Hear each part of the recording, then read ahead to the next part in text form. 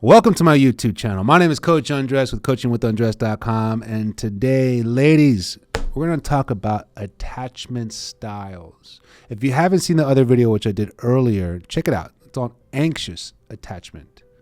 Check it out on my playlist. But today, we're going to talk about avoidant attachment. Avoidant attachment style. Have you been in a position where you were the avoidant or you dated an avoidant? If you have, please leave a comment. Share your situation. I would love to hear it. I always respond to those comments myself. If you know someone, share this video. We're going to talk about signs of an avoidant attachment style for you or for someone that you've been with. The key thing I've noticed about avoidant attachment and anxious as well, to be honest with you, it's a low self-esteem. It's an insecure thing. And I'm not trying to pinpoint just avoidant people or anxious people because we're all somewhat anxious and avoidant. Everyone is in some form avoidant or anxious. The goal is to create secure attachment with who you are. And that's what I do as a coach, not just because I'm a relationship coach, but I'm also a life coach, a licensed life coach who wants to help you implement life coaching goals to cure this avoidant, anxious attachment and develop secure attachment. That's the healthiest way you could date. The healthiest way you can set yourself up for success in the love world. Developing secure attachment within yourself, not asking or having someone do that for you, because that's not healthy. Not becoming emotionally codependent to validate that, because that's not healthy. But doing that for yourself. Progress, not perfection, ladies. So 3 signs of avoidant attachment style. 3 signs. But before I get into those signs, I would love for you to hit the subscription button because I really appreciate your support. Again, you get notified for future videos. Hit that like if you like the video. So let's begin. Signs of avoidant attachment style. You keep distance from others. You keep distance from others. You're afraid to confront. You keep distance from others at a point where you shouldn't because you really care about what it is that you feel. And I understand it's about being protective. I get it. You're secure in yourself, your safety blanket, your walls, your guards, your triggers. You got everything all lined up, so you just avoid and you keep yourself distance from others. I get that in a safety way or like a safety mechanism in certain parts of your life. But in the relationship world, with someone that you find that's worth it, not just some schmuck or some first date or some match on an app, someone you find that's worth it. How do I make sure I don't want them to make them think that I don't care? I don't want them to get the wrong message that I lost interest because I'm avoidant and I like to keep distance from others when things get uncomfortable. There's a lot of people like that, not just men or women. Not just men or women. Who else is there? Not just women or just men, both. Somewhere along the lines, a lot of people say it's easier to not even bring it up. Just let it go. Just put it under the bridge. Slide it under the rug. The goal is, though, if you care about someone and this is something important enough to not be avoidant about, it just takes the effort to express your feelings, express your intentions in the situation. The right person will be sympathetic. The right person will be compassionate, patient, understanding, supportive to whatever it is you're trying to express. But sometimes if you just stay avoidant and have that excuse or that wall, sometimes it questions the other person's interest, questions the other person's involvement, investment in you, because they're saying, wow, it looks they're not calling, so I guess they don't care. Wow, they really don't take being wrong very well. Wow, are they that shallow or egotistical or they can't even acknowledge something, a misunderstanding, a misleading, a miscommunication? They're just so in their own world. And I don't think that's who you are, because if this is someone you care about, that's not who you want to be. With people who don't deserve it, stay avoidant.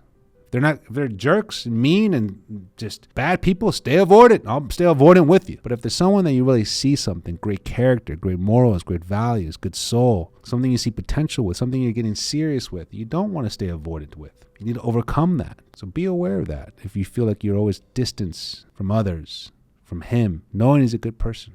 He's a good man. He's a good heart. Why am I doing this? Why am I making myself so isolated? Because you might have avoidant attachment. It's time to learn from it, ladies. Number 2, push others away when they get close or show a desire for closeness. So when someone shows a desire for closeness, someone shows a desire for intimacy. I'm not a therapist or psychiatrist or psychologist, but I have some studies in those fields as a coach where that could relate to childhood. It could. It could, but I'm not here to diagnose that, but I'm sure you're aware of it if it is. And if you push when someone comes close because you're scared, it's okay to be scared. It's okay to be uncomfortable. It's okay to feel at unease. I don't think it's okay to continue living on that though, because you never really give yourself a chance to open up or connect. You're constantly just pushing away things. And if it's the wrong person, you're going to know. If it's the wrong person, you listen to your gut, listen to your intuition, listen to your voice. But if it's someone really genuinely invested and close to you and has shown that with you, your family, your kids, your work, your situation, your dynamic, and he's shown you over and over he cares about you, you want to work on pushing that person away because you're avoidant, because it's scary for you to get close. You'd be surprised how often that happens. It's sad, but it's true. Number three is probably the foundation of why you might feel avoidant, and it is a lack of emotional closeness in relationships. A lack of mom, dad, upbringing, parental guardians, siblings. A lack of emotional closeness in relationships.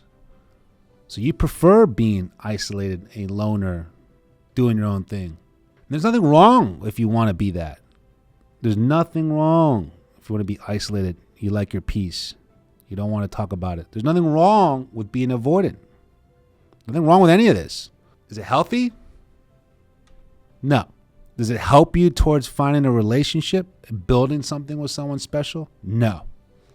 Is it going to get you the commitment or exclusivity or the love or marriage or family that you ultimately want one day?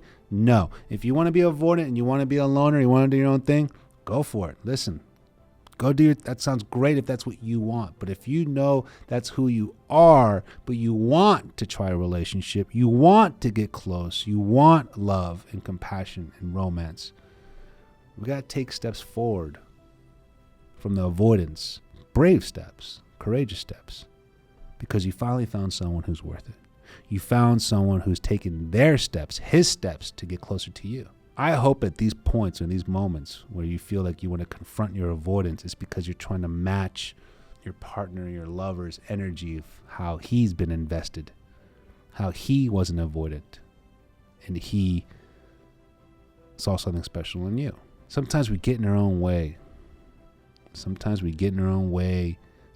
have our hand on the trigger for too long. Sometimes we put walls behind doors. Sometimes we make it impossible to protect ourselves all the time. Again, certain aspects of life, professionally, sure, educationally, why not?